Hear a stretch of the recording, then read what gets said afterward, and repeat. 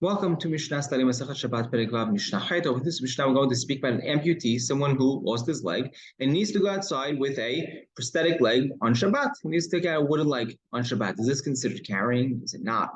So Akitea, someone who lost his leg, an amputee, Yotze Bakav Shilo, the Rabbi Meir says he's allowed to go out with his wooden leg, with his prosthetic leg. Rabbi Yoseh Oser. Rabbi Yoseh says no, he's not allowed.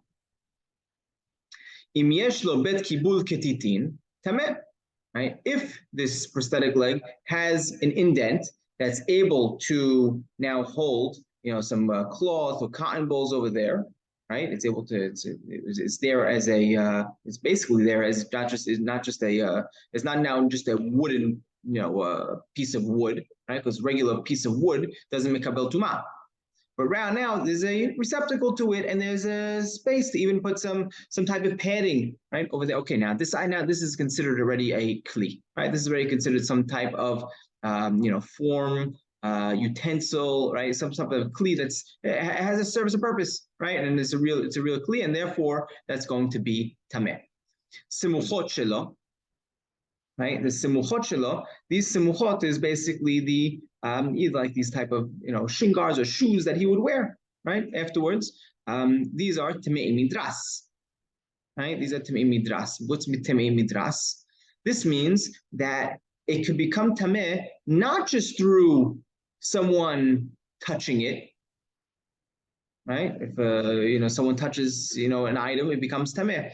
Over here, there's a special level of tum'ah that if a zav, right, or a zava, right, or certain people put pressure on something, even if they're not touching it, right? Let's say Zav was sitting on, 10 mattresses. He's not touching the bottom mattress. And there's even a slab of marble that's not mekabel tumah in between the mattresses. It doesn't matter. The bottom mattress becomes tameh because he put pressure, the Zav put pressure on this mattress. Where if you had a dead person, right, who, touched the top mattress, someone died on top of the top mattress, it doesn't make all the other mattresses tameh, right? Because it's not an issue, right? It's not tameh midras. So these over here are tameh midras, right? These simuchot could be tameh midras.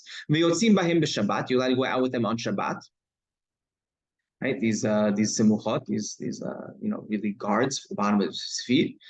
V'nichnasim bahim la'azara. You also allowed to go with them into the courtyard of the Bet Mikdash. Usually, we know we're not allowed to go with shoes into the Bet Mikdash, but over here, this is not considered a shoe. This is more respectful than the shoe. Hakiseva simuchot shelo. Now the chair, right, and the chair's simuchot, the chair's guards, at the bottom of the legs. Also tamei midras, or also tamei midras, right? Same idea because you're putting pressure on them. Ve'en yosim bahem b'Shabbat. But these you cannot go out with on Shabbat. Over here, Rambam says because the people who understood how these items function, that they could potentially fall off, and we worry that you may come to take them off and carry them on Shabbat. And you're not allowed to go with them into the Azara because it's not respectful enough for the Bet Mikdash. Uncut min, right? What are these uncut min? These are these wooden shoes, and they're not really used, for it's not easy to walk on. Right, so because they're not really shoes, sometimes used as like these wooden shoes, but they're really not easy to walk on. It's really hard. So tehorin, they're tahor. They're considered like a regular flat piece of wood. They're not considered shoes. They're not considered a keli. Ve'en yotzin bahem, and you're not allowed to go out with them on Shabbat. And halacha is like Rabbi Yosef, as you mentioned in the beginning, that the kitea, right, the amputee, is not allowed to go out with his kav on Shabbat.